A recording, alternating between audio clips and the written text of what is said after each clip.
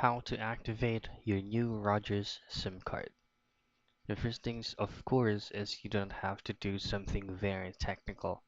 All you have to do is just to remove the physical SIM card from the Rogers plastic and then just have to cut out a specific setting where your phone is supported if it is a micro or just uh, the original SIM card itself.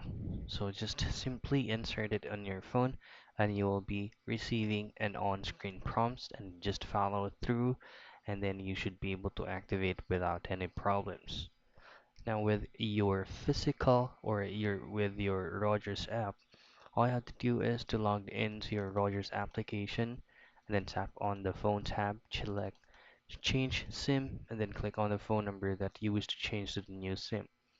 Now you will be receiving a verification code for this number and then just input the verification code you receive and select confirm code. Now select physical SIM or eSIM voucher and then just enter the 20-digit number from your new physical SIM card and select continue. Now under review, click on submit and then a message confirming that you'd like to continue will appear. Now select submit again and that's how you activate your new SIM card with Rogers.